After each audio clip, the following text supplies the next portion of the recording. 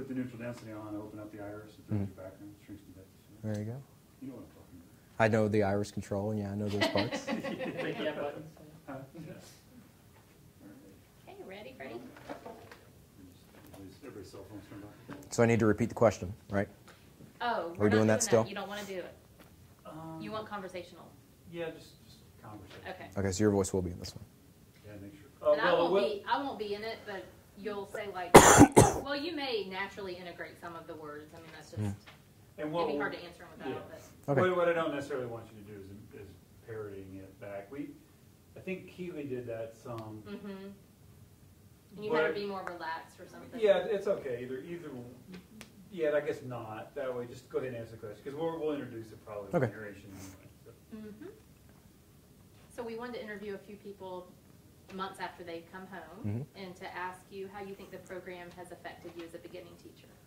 Well, number one, I am employed, so I think right off the bat, the most obvious one, when you teach abroad, like we talked about in Belize, it does make you more attractive to prospective employers because it gives you an edge in the fact that you've studied abroad, you have that multicultural perspective to bring to your classroom, which is a big push right now. So I would say that assisted me on a basic level of getting my job. But then more specifically, it prepared me with having to learn the different ways to deal with kids too in a very different culture, and then bringing that back, coming back to the school where I taught at, and then getting to apply those things where a lot of people, they did their internship, went to Belize, said, oh, I wish I could have tried that, but then they never got the chance, whereas I said those things, oh, I wish I could have tried that, and now I am back, except I get paid now to try it. So that is a huge benefit to me. So. When you think back, think of a couple experiences that stand out that you think will be in your long-term memory, and what are those? The biggest one, especially now that I'm grateful to be at a school that pushes technology hard, and we do have good parent involvement and things like that. And I have something very strong to contrast that with, where in Belize we did not have strong parent involvement. We were lucky to have a marker for our whiteboard, and I had to learn to cope with that. And now I come back and I have everything, and it seems almost over the top, and it's nice. I find myself using the whiteboard more than I did before. It's like, oh, I have a smart board now, and I can totally utilize that more. And all those times I wished I could have used that in Belize. But it's not just I'm using technology because it's there, but I'm truly utilizing it on top of what I already learned how to do without it. So I'm now I've learned to merge the two, I guess. Whereas in Belize, I didn't have that option. And a lot of teachers around the world don't. And I think American teachers say, oh, I could use more resources. I could always use more. But when you truly get them all stripped away and learn what a lot of people have to work with, which is the very bare bone basics, it makes you realize I have a ton to work with. So especially, I'm very grateful for what I have here. So. Are there any people that stand out in your mind, and if so, who are they that you met in Belize? The teacher I worked with, Miss Yvette, we had very different styles, and I was grateful to be partnered with her and see she had a difficult group to deal with. So I learned a lot about disciplining in a way that I would not have learned here. Not I'm going to use everything that she used. Some of the things were a little bit Belizean, but it prepared me more for coming back here, and I do have a good group of kids here, but at the same time, a lot of the ideas that she used I can bring back, and I also she had a good positive energy that I hopefully gleaned from that as well, and I get to bring back, but I hope to keep in touch with her. She needs to get a Facebook. She said she would, and she has not. But yeah, she impacted me quite a bit.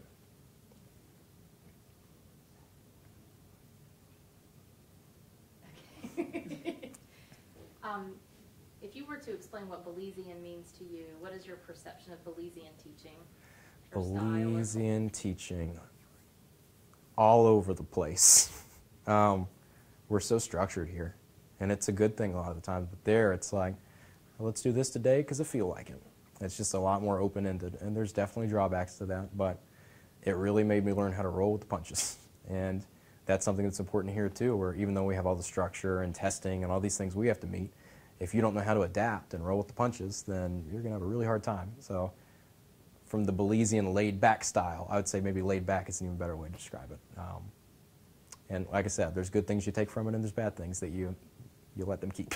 Do you think the teachers there were more similar than different, or do you think a lot of them you could describe in the same way in terms of their teaching strategies? Is there a Belizean teaching strategy? From what I observed, and I was grateful to get to go in different classrooms and observe and photograph other classrooms too, I think the teachers over there are very dependent on their own personalities because they don't get a huge amount of education or preparation. So a lot relies on, oh, this dude loves puppets, so that's what he's going to use 24/7. Puppets for everything. Puppets, puppets, puppets. And we had one teacher that was like that in Belize. Whereas here, we don't really have a puppet class for preparing us to be teachers. We have classes that teach us methods and all these things. So even though we do have unique personalities here, we get similar preparation here. Whereas there, they kind of get told the basics, like the kids need to learn this, but then it's up to them and their own personality how it's going to happen. So it's a lot more open-ended, and if you have somebody who is a serious teacher in Belize, then all their stuff's going to come off very serious. And it's very dependent on the personalities, I think, because there's not a huge amount of preparation that they get. So. Is there a teaching strategy you learned there that you had never heard of or never saw until you went to Belize? I won't say that one. I'll say it, you don't have to use it. I would never use a ruler for discipline here. Yeah. Which that only happened a few times. Something I wouldn't use here that I saw there. Or that you would. Something new. Yeah.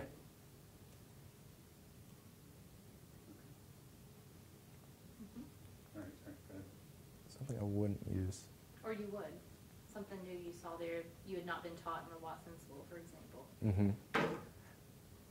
Nothing really comes off the top of my head for that one. That's fine. I'm just curious. Yeah. If you were to describe your experiences in 3 words, what would they be?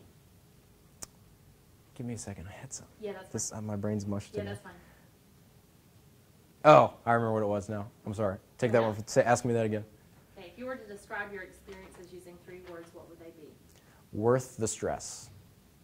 It does add a lot of stress. You have to finish your internship sooner. You have a lot more demands when you get there, but you come out a lot stronger. It's one of those things like when people first start doing their driver's ed, they say, how could I ever do this on my own? How could I handle a car on my own? But then the second they get their license and they're out on the road on their own, it just clicks and they do fine on their own. And it's the same thing as with teaching. You say, how could I ever handle a classroom in a foreign environment when I haven't even learned how to do it in a domestic environment? But it's one of those things that if you allow yourself to have that challenge, you'll step up to it. But you have to be willing to dive in. And then the second those responsibilities become your responsibilities, it clicks. And it's still hard, and it's very stressful, but I'd say you come out much stronger than just taking what would be the easy, bare minimum. So. That was excellent. Other questions? No, we did them all. That was worth the stress. It's really interesting how you all approach that question, because some people do like 3 adjectives. Yeah. And then some of you do a phrase. It's kind of funny. I love catchphrases. Yeah. No? I thought your answers were excellent. Is there anything else you want to add? We can start.